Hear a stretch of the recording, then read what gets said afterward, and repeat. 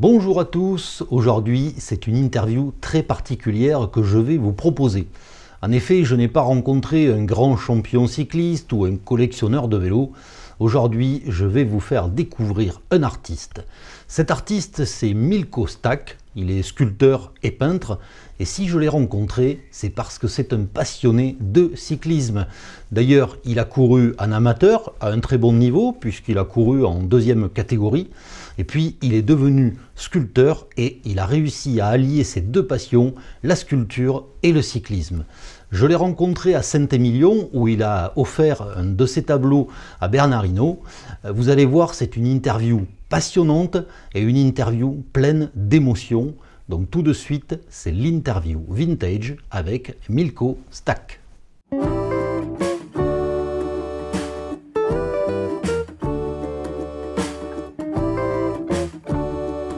La première fois que j'ai fait du vélo, j'étais très jeune, des frères plus âgés. La première fois, c'est quand j'ai trouvé un vélo d'enfant. J'étais enfant, peut-être une dizaine d'années, même pas, peut-être 7-8 ans. Il y avait un vélo sur un tas d'ordures, il n'y avait que le cadre. Et un homme adorable qui réparait des vélos, qui était charron, m'a trouvé des roues. Et c'était la liberté. Mais avant de faire du vélo, j'étais fou du cyclisme. Et j'avais des pneus que je faisais en 8 à l'époque, les coureurs avaient sur les épaules. Et avec des copains dans le village, je courais avec ça sur le dos, je faisais déjà des épreuves. J'avais que la course en tête. J'ai des frères plus âgés qui faisaient des compétitions. Et puis après, par la suite, où j'ai fait beaucoup de vélo, c'est pour aller à l'école. On a eu l'autorisation dès l'âge de 11 ans d'aller à la ville, ce qui était un soulagement. Et là, c'était 20 km par jour pour aller et venir. Donc, il y avait une bosse pour rentrer, pour sortir du village. Et j'ai tout de suite appris l'importance de l'abri du vent. Je peux dire que ma croissance, elle s'est faite sur un vélo.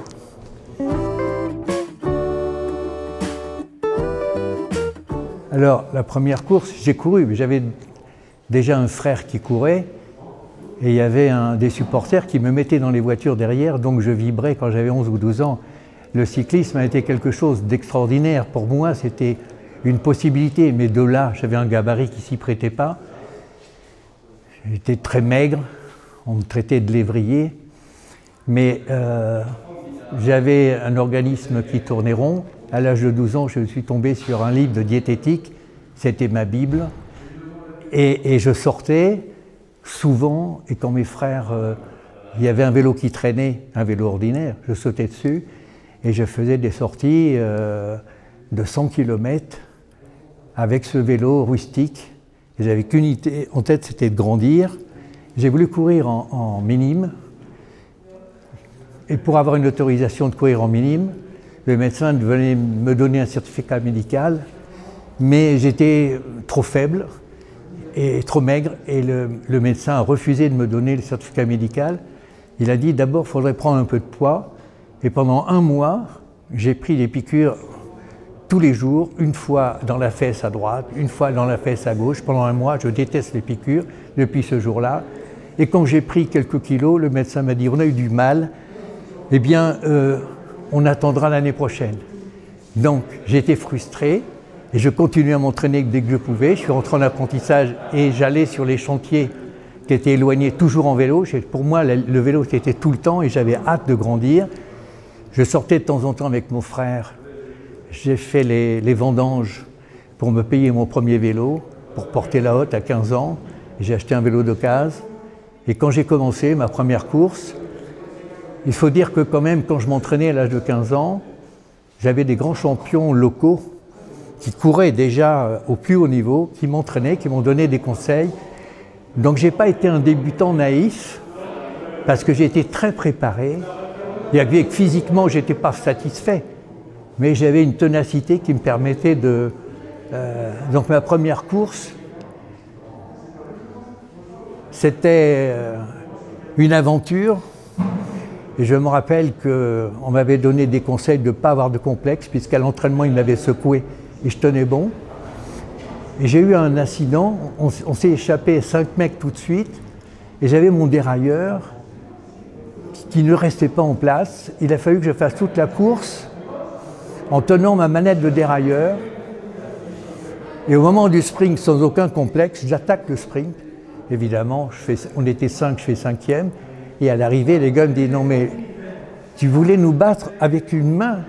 La prochaine fois, tu vas t'attacher une jambe au cadre. T'es fou ou quoi ?»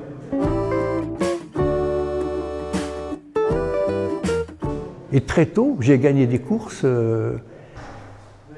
auxquelles les gens ne s'attendaient pas, parce que j'étais tout jeune, mais avec énormément d'expérience de ceux qui m'avaient préparé. Et donc le cyclisme a été la liberté, et j'ai fait des présélections, j'ai couru avec des très bons. J'avais l'audace à ce moment-là, les catégories 1, 4, 3, 2, 1, il n'y avait pas de protection pour les jeunes. Par la suite, les jeunes de 18 ans, ils étaient juniors, ils étaient protégés. Et là, on pouvait courir parfois avec tout le monde, les premières catégories. Donc je ne vous explique pas que parfois, j'ai connu l'enfer, mais ma ténacité m'a fait aller jusqu'au bout. Et ce qui fait que je connais un petit peu le cyclisme pour les côtés qu'on n'apprend que par le vécu. D'être à l'agonie dans la roue de quelqu'un, je surprenais les gens par ma ténacité, ce qui fait que j'ai un grand regard j'ai un flair aussi pour ceux qui ont des dons. Ça, c'est ce qui m'a permis d'étudier plus tard d'autres grands.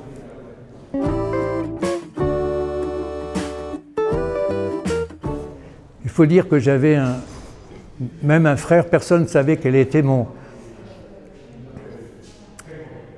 le sens, la motivation de ma rage. Comme je suis né à une période où il y avait encore la guerre mondiale, j'ai vécu un peu enfant. Et quand vous avez une maison où vous êtes sali, humilié, enfant d'émigrés, avec les murs qui ont des croix gammées sur la maison de votre enfance, alors que vos parents prennent des risques pendant des années pour cacher une famille de juifs, vous avez une sorte d'injustice que vous avez dans les tripes. C'est un tatouage intérieur indélébile qui vous avez toute votre vie. Et bien des années après, mon frère me disait « Mais pourquoi tout ça? Pourquoi tu t'investis? Pourquoi tout ça ?» Eh bien, à chaque fois que je souffrais, quand j'étais à l'agonie, j'avais envie de vomir, j'avais mal partout, mais les gens me tournaient, je me disais « Tiens bon, tiens bon, tiens bon ». J'ai toujours pensé aux croix gammées sur les murs de la maison. Mon meilleur doping, c'était l'honneur. Il fallait tenir pour ma famille. Et je me battais pour les croix. Et encore aujourd'hui, quand il y a un grand moment, je pense à ça. Et dans mes cours, j'ai la première victoire, c'était offrir à mon père, à ma famille, montrer qu'on pouvait exister. Ça a été une victoire en cyclisme. Jamais je me suis grisé. Une très belle, une victoire importante qui était une deuxième catégorie lorsque j'avais 16 ans. En allant, parce qu'il fallait aller faire 20 km pour aller à la compétition, dans ma tête, je me disais, et si tu avais la gerbe au retour? Et j'ai eu la gerbe au retour. C'était incroyable. Tout de suite, c'était mes parents. Tout de suite, c'était les croix sur les murs, les humiliations existaient. Vous savez, je suis devenu un peu sculpteur par accident, parce que quand vous apprenez l'ébénisterie, vous appreniez tout de suite la sculpture quand vous réparez les meubles anciens. Donc dès 14 ans, j'avais les outils pour la sculpture. Donc pour moi, j'ai appris un éventail extrêmement vaste qui m'a permis. J'adorais le dessin quand j'étais enfant, je dessinais énormément à l'armée, partout. Et donc je voulais apprendre la peinture, mais la peinture, j'ai mendié je voulais apprendre comme en atelier. Et puis un jour, donc je me suis installé comme sculpteur, un atelier à Royan.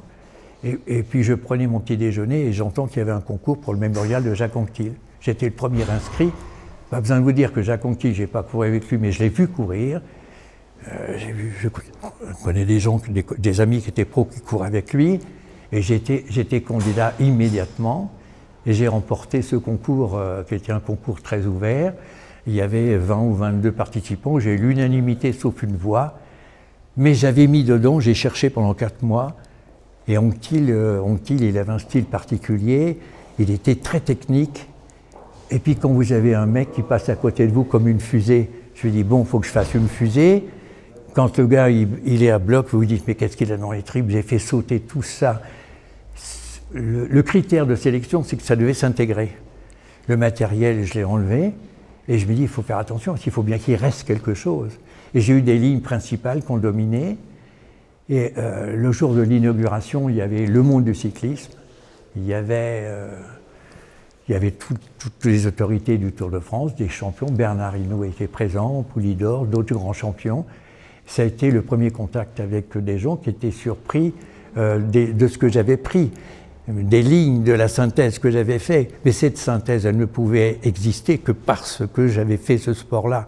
D'autres participants, quand le jury est parti délibérer, ils m'ont dit « c'est toi qui vas l'avoir ». Nous, on n'a pas compris. Moi, j'ai cherché longtemps et puis voilà. Et puis j'étais assez perfectionniste dans les lignes, dans le dessin. Quand je fais beaucoup de portraits, j'aime bien attraper la réalité des choses. Je ne vais pas les faire sous prétexte d'être moderne, d'aller faire n'importe quoi. Ça ne m'effleure même pas l'esprit. Et donc ça a été un grand, grand moment. Une fois, j'étais invité à participer à un repas à Poitiers. Il y avait le patron du Tour de l'époque, c'était M. Carinzo, et qui, dans une discussion, il avait vu ce que je faisais. Quelqu'un lui dit « Tiens, regarde un cycliste qui se mêle de faire de l'art, regarde ce qu'il sait faire, j'ai une plaquette que je pourrais vous laisser ». Tout de suite, il m'a passé une commande. Et j'ai fait un trophée qui avait été gagné par Greg LeMond. Et quand il y a eu la 90e anniversaire du Tour de France, j'ai postulé pour faire la médaille. Et puis ensuite, j'ai préparé quelque chose pour le trophée du centenaire, qui a été accepté par Christian Prudhomme à cette époque-là. Et souvent, quand il y a des villes qui m'invitent pour animer, ben, je fais toujours un peu quelque chose sur le cyclisme. Et dans toutes mes expositions depuis plus de 25 ans, j'ai toujours un coin où je rends hommage aux cyclistes.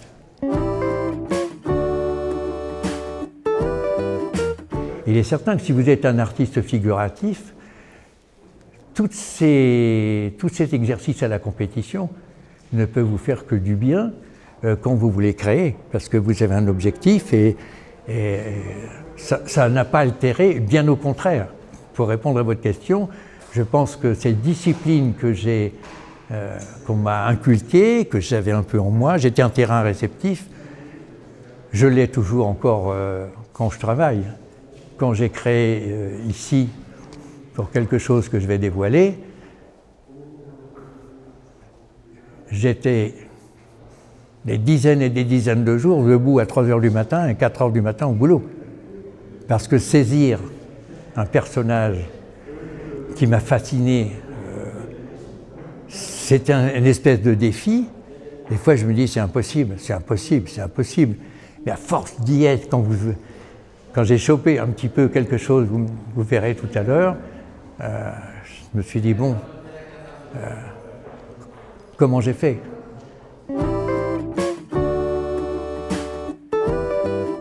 Ben, écoutez, Bernard Hinault, quand je l'ai vu la première fois, quand j'ai découvert, c'était à la télé, il venait de plonger dans un ravin, vélo irrécupérable, il est sorti le visage en sang, il remonte, il gagne. Je me suis dit, c'est un extraterrestre, c'est qui ce mec? À partir de ce moment-là, j'ai suivi différemment et j'ai été complètement ébloui par ses aptitudes, son caractère, son mental. Pour moi, c'était une curiosité et si vous voulez, j'étais complètement subjugué par le gars avec l'expérience que j'avais du cyclisme. Et quand je l'ai croisé plusieurs fois, quand j'ai pu l'approcher plusieurs fois, quand on a eu... Et le respect ne fait que grandir, l'admiration également, et puis cette disponibilité, c'est un cas. Ce mec, c'est un cas, c'est génial, Et puis surtout, c'est un phare qui a éclairé le prestige de la France et qui, auprès de tous les athlètes, il a toujours un mot gentil pour encourager. Les mots sont difficiles et je les ai retransmis un petit peu. C'était une synthèse. Comment faire quelque chose? Je ne pouvais pas faire une ligne. Pour moi, c'est plein de choses. Il est plein de choses à la fois. J'espère que je ne vais pas le décevoir.